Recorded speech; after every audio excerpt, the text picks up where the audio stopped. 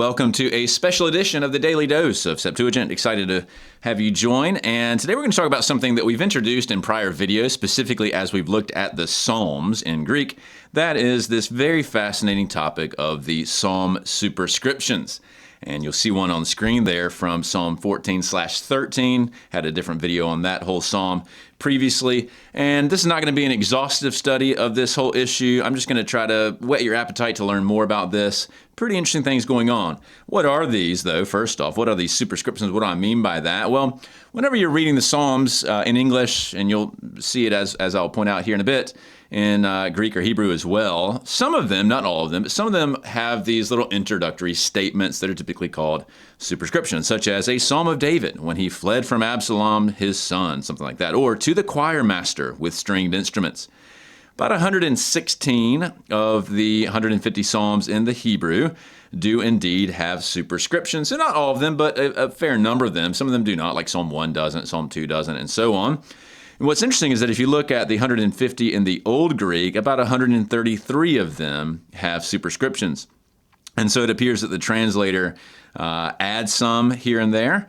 And so that's something that we can talk about as well. Now, I'm not going to answer this particular question, but a lot of times when you're studying the Psalms, the big debate among commentators is, do we treat these superscriptions as part of the Psalm or not? For instance, if you're preaching a Psalm, should you read the superscription? How far back do they go? Were they originally penned by, say, David or whomever?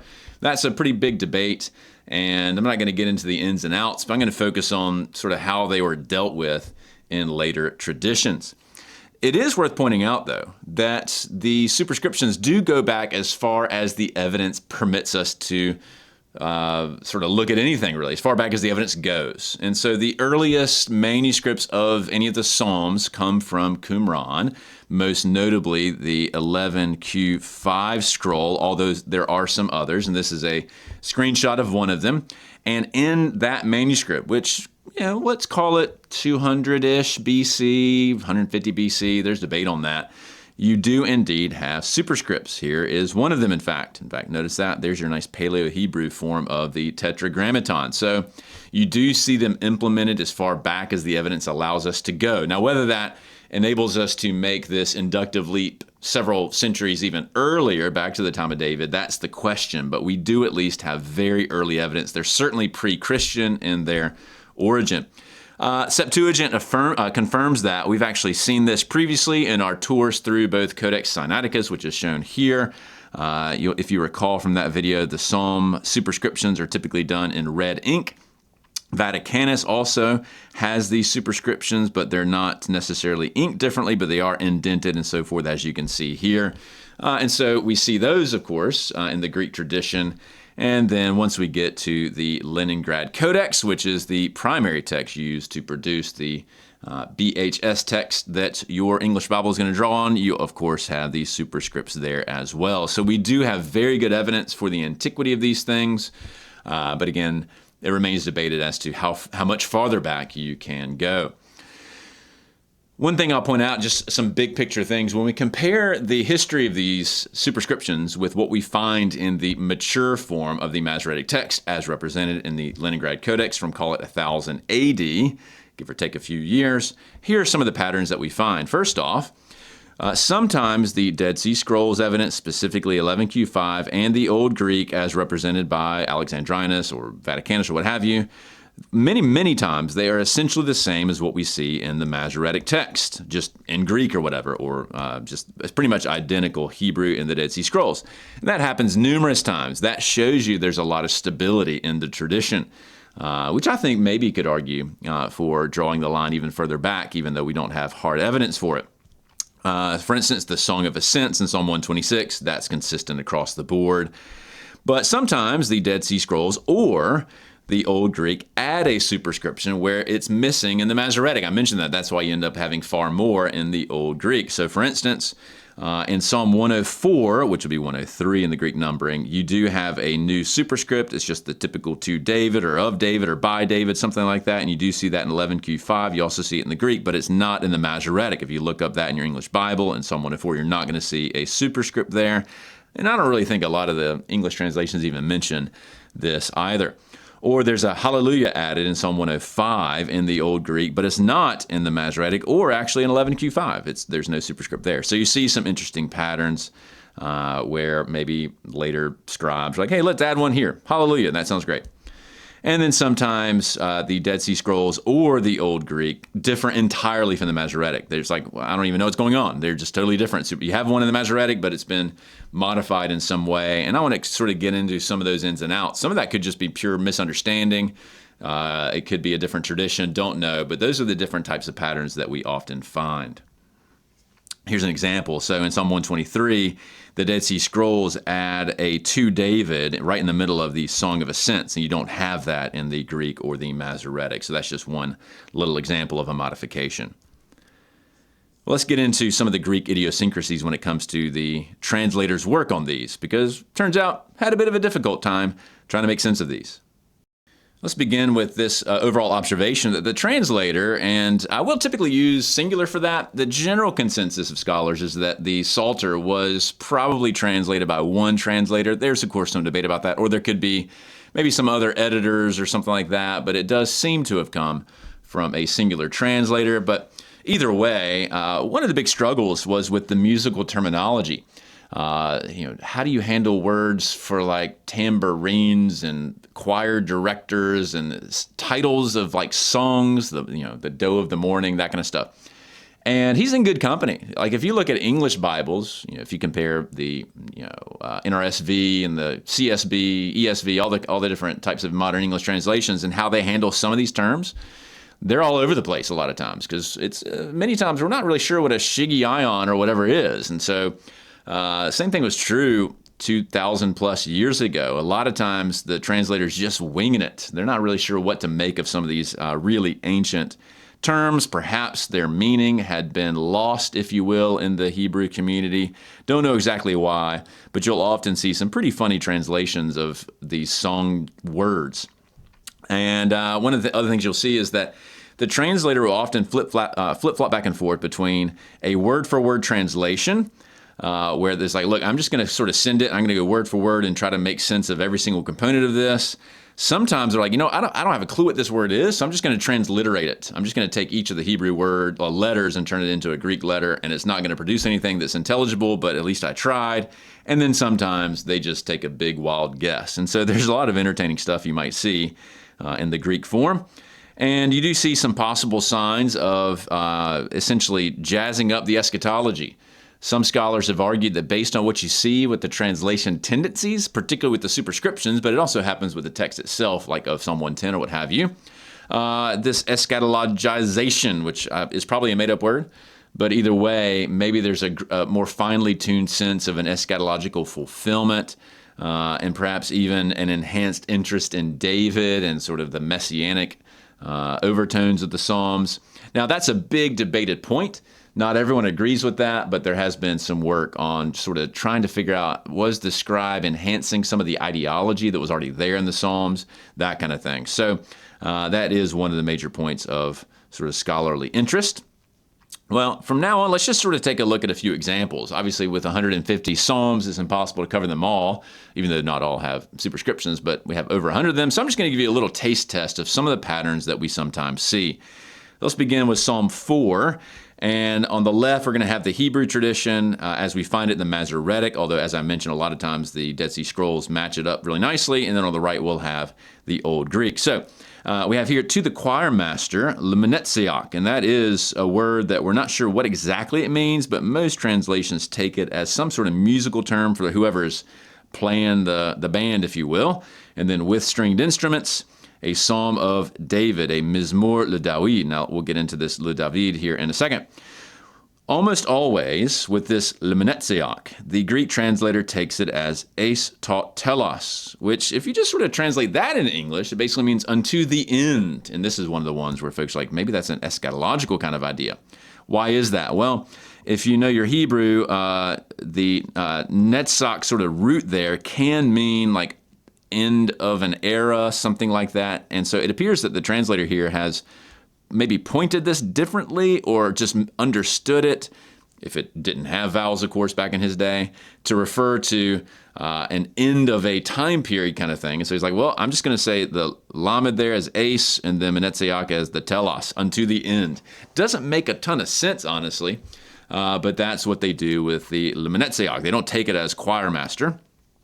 Here you have with stringed instruments, they take that as in psalmoi. So with psalms or in psalms, but actually the word psalmos actually comes from psalo, which does mean to pluck a stringed instrument typically. And so that's a fairly decent translation. And then we have this mizmor, which here is actually an ode, an ode. I'll come back to that terminology here in a bit.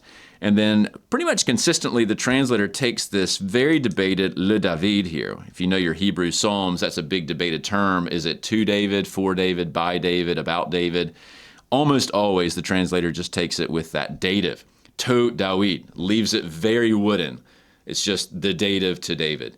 Doesn't take a stance on whether this is an indication of authorship or David as the one who's being honored in the psalm. He just kind of leaves that open because the Hebrew itself is fairly open-ended as well. Let's take a look at another one. This is from Psalm 7, a shigayon. And so you'll notice that's a very unusual Hebrew word of David. At least this English translation that I'm drawing on here doesn't even attempt to try to figure out what that is. And it's which he sang to the Lord concerning the words of Cush, a Benjaminite. Here we have the translator just punting and saying, I have no idea what a shigayon is. So we're just going to go back with psalmos here. And it's to David once again. So it's either a psalm of David or to David. Nice little relative pronoun. That's nice. Which, a son, which he sang. That's from Otto, to the Lord. So that's all fairly straightforward. Huperton logon concerning the words. That's pretty good. Of Cush. Fair enough. Apparently he misunderstood this Benjaminite word. Because if you know Benjamin, it's son of, then it's because Ben is son. He says, well, I'm going to break that into its constituent parts and go son of Yemeni, which I don't think is a person. So in this case, the translator's like, I don't really know how to make sense of this. I think it's basically son of some dude named Yemeni as opposed to a Benjaminite. So that again shows you some of the intrinsic challenges. But I would have struggled too, honestly, with unpointed Hebrew and no accordance or logos to look anything up on. So fair enough that he struggled, but he tried hard. Let's take a look at another one, number 16. This will be 15 in the Greek. This is a miktam of David. And so again, some translations don't even bother trying to figure out what that is because we're not really sure. The translator here refers to this as a stelographia. That's an inscription, like a stela inscription carved into stone. And so he's like, well, let's just kind of wing that. And there's some argument perhaps that that's what this means in Hebrew. Not really sure. So perhaps this song was, I don't know, etched in stone. But once again, you have that to David once more. So again, he's really struggling with these, sort of the words for the musical terms. Like, I don't know what these are. Fair enough. Psalm 22, which we're going to spend some time on. To the choir master, so that's the menetzeach, so he takes that as eis telos. Once again, already covered that. And here, there's a lot of debate on the Hebrew side of the equation about what exactly is going on here. But this translator says, according to doe of the dawn. Perhaps that was sort of an early banger, like that was a really famous Tyler, very famous song. It's a Psalm of David. And you could probably imagine the Hebrew here is really tricky. Fairly opaque in its own right, which is why there's some debate on the Hebrew side. And so our Greek translator says, all right, hupertes antilempseos tes eothenes, which is something like the help of the early morning, something to that effect. And so maybe the heothenes there is a pretty good sense of the dawn, the doe here. He was not sure what to do with that. And then he lands on a Psalm of David. So, I give him a B for that. It's pretty decent. Next up, we're skipping to Psalm 30. We have a song at the dedication of the house of David. Now, that's not the house of David. This is just the of David. If you know your Hebrew, this is Chanukah. That's the word that we get Hanukkah from. It's the dedication. Now, Hanukkah itself comes from the new dedication during the Maccabees. This, of course, would be the original dedication, if you will. And so we have actually an addition of eis telos here, which presumably means that whole menetzeach was originally in the Hebrew that the translator had, but it's not in the Masoretic. And then he has a psalm, fair enough, and then it's an ode. Actually, he takes it as a psalm of an ode, and it's of the enkainismu. That is the Greek word that is typically rendering the Chanuchat. We'll see that not only in the Maccabean books, but also in the Gospel of John, incidentally. And it's the dedication of the house, and then he lands on to or of or by David. So kind of an interesting take on that in terms of how he renders this Psalmos Odes, but he also is adding the Lemenetzeach, but in his form, which is unto the end, which again, maybe for some folks argue that's kind of this little telltale sign of some sort of eschatological thinking there. Take a look at another one. This is Psalm 33, which if you look it up in your English Bible from the Masoretic, there actually is no superscript, but there's a to Dawid, a le Dawid there in the Greek. So at this point, either the translator felt like he wanted to add one here, or the Hebrew that he had in front of him in, call it 200 BC or whatever, actually had a superscription, but somehow it dropped out of the Masoretic tradition. We're not exactly sure, but that's probably what's going on there. At least those are the main options on the table. Next up, we have Psalm 45, which is itself a quite fascinating psalm. And here we have a pretty big superscription, not the biggest by any means, but it's a pretty long one, to the choir master. So that's our Lemenetzeach. See the Eis Tatelos once again. According to lilies. Good luck with that one. It's a maskil of the sons of Korah, a love song. And so a lot of things on the Hebrew side. This is a very good attempt on the English side to sort of pick up what exactly is going on here. The translator really struggled. We have the huper, and that's fair enough. And then instead of the lilies, he's got aloiothesamenon, which is really difficult to figure out how you end up with a future passive plural participle. It's something like of the ones who will be altered or rejected or perhaps even made different or alienated. Have no idea what exactly the translator's trying to get at with that. But again, the Hebrew itself is difficult. He basically just rearranges the word order, by the way. So he has the to the sons of Korah, he puts that first, and then maskil, which again, on the Hebrew side, is a debate about what exactly that is, if it's some sort of musical term. But if you re-vocalize it and so forth, it could be related to the word of, that's typically for like to understand something. And that's how the translator takes it. So it's of the sons of Korah, or to the sons of Korah, eis sunesen, that is for understanding. That's how he's taking this maskil as opposed to a musical term. Then he says, it's a song, a ode concerning the beloved. So that'll work for love song. So again, I'll give him like a 4 out of 5 star rating, but no idea what this future passive or middle participle kind of thing is going on here. So good luck with that one. Psalm 53, to the choir master, according to the Machalath, a maskil of David. This is a good example of nobody knows what that is. And he's like, I don't either. And so in this situation, instead of trying to come up with some future participle that's genitive plural or whatever, he just transliterates it. And he's like, it's huper, it's of the ma'aleth, which doesn't mean anything in Greek. Once again, we have this maskil translated with a word that means understanding. So it's something like of understanding, and it's to David or of David, something to that effect. I'm going to land with one final one. We focused on the 150 Psalms, and again, there's a lot more to get into, but hopefully that gives you a nice feel for some of the moving parts. But I'm going to have a separate video on this down the road, Psalm 151. In the Greek tradition, it's also found at Qumran. It's found in the apocryphal sections in the Roman Catholic and Orthodox tradition, also known as the Deuterocanon. But it's worth mentioning that it has a pretty big superscription here. And so this is from Codex Sinaiticus. Notice that it is in red. And here's your Greek. It's hutos hop psalmos, hidiographos eis Dawid, ke exothen tu arithmu, hati emanomachesen to Goliath. So here's a one translation option here. So this psalm, so hutos hop psalmos, is written by one's own hand. That's basically what hidiographos means. And what you notice here is that typically, as I pointed out, the le David here is translated with to Dawid, with the to article. But because this is probably not we don't know exactly whether this is translated from Hebrew or what. We'll get into that in a separate video. But he uses eis here. So it's to David or about David. And we'll come back to this in great detail, it's outside the number. It's literally outside the number of the 150. So we'll talk about the canon implications of that down the road. And then we find out when he had single combat. That's what monomake said. So essentially monomake means to engage in combat, and then what the mono means it's man-to-man with Goliath. And so very interesting little superscription there with some deviations from the traditional way the translator has done it. So I find that to be fascinating. The psalm itself is pretty interesting. Basically, David chops his head off. It's pretty fun. We'll get to that down the road.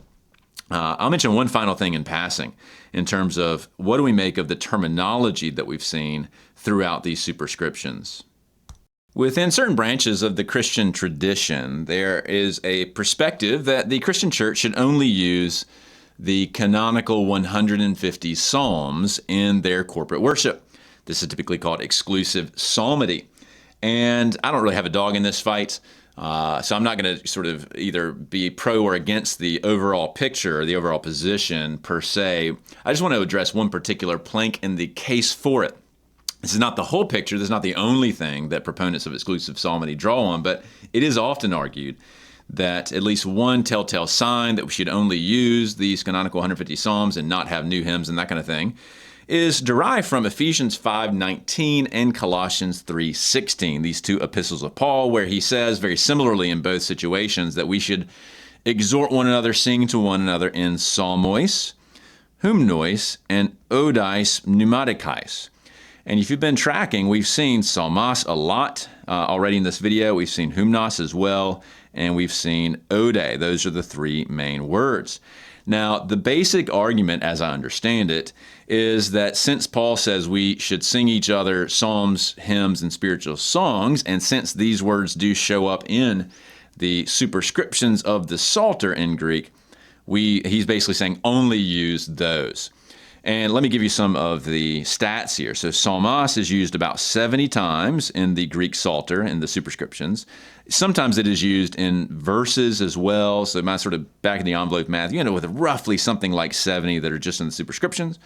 Hymnos as well is something like 10 times in the superscriptions. Again, you might see it, 13 or 14 times, but the extra ones are actually in verses as opposed to in the superscriptions. And then you have ode is about 30 times in the superscriptions.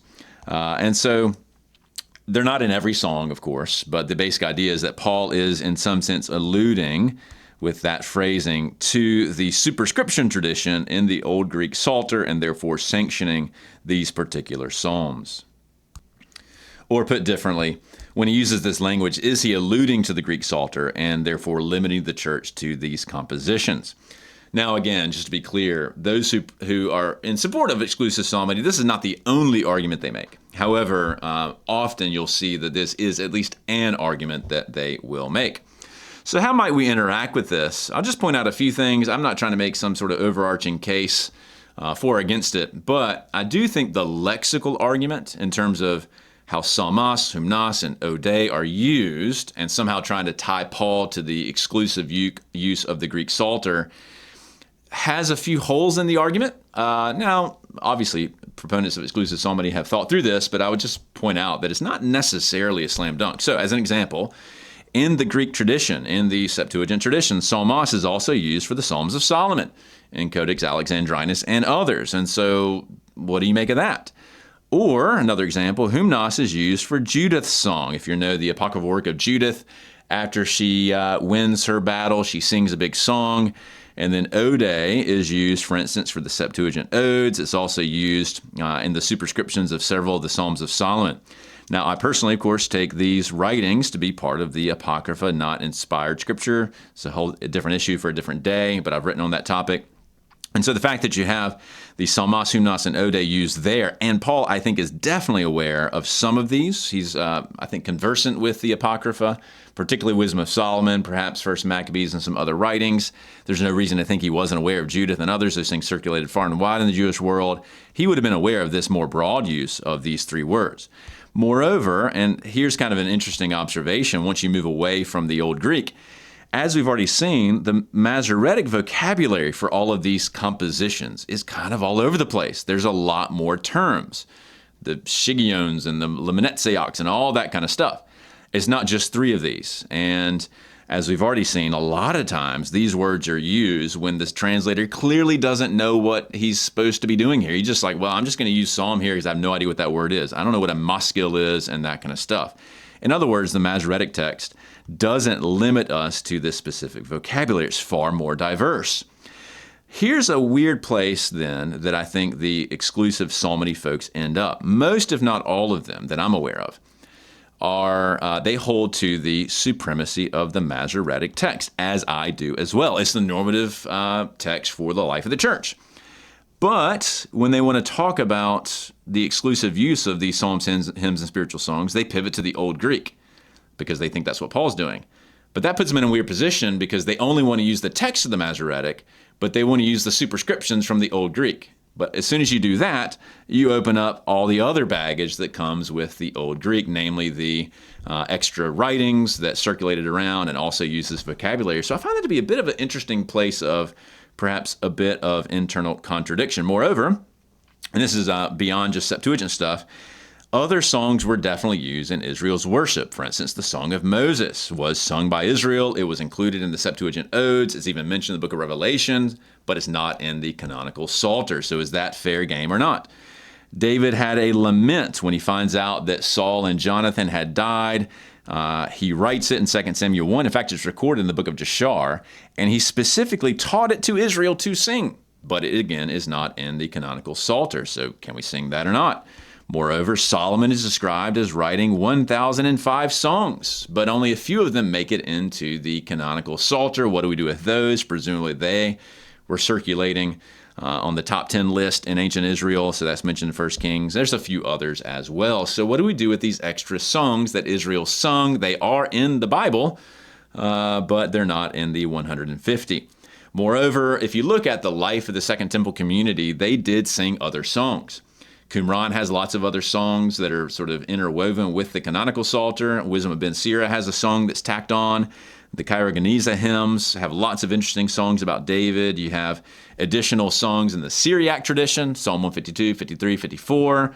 And then even if you look at the Magnificat and Benedictus, at a minimum, most scholars would argue that those are derived and modified and sort of Christologized from perhaps pre-existing Jewish hymns, and they are sung by people in the New Testament upon the birth of both John the Baptist and Jesus. So a lot of things to think about here in terms of this Greek argument in favor of exclusive psalmody. It's worth pointing out that the angels and the saints in heaven are singing other non-canonical, well, they are canonical because they're in Revelation, but they're not from the Psalter. Numerous songs are sung in heaven, so that's also something worth pointing out. So I'll leave it for you to hash this out in the comments, but I thought I would point out that and as much as I appreciate some of the arguments in favor of exclusive psalmody, and there are demonstrably bad modern songs, not all of them though, something to think about in terms of this psalmos, hymnos, and ode as it relates to the superscriptions. Well, with that, we'll wrap up. And it's been a long video, but hopefully you've gotten some food for thought. Perhaps you have some compassion for the Septuagint translators and the difficulty they face, particularly with some of this terminology, figuring out what to do with the superscription. So this has been fun. Thanks for tuning in.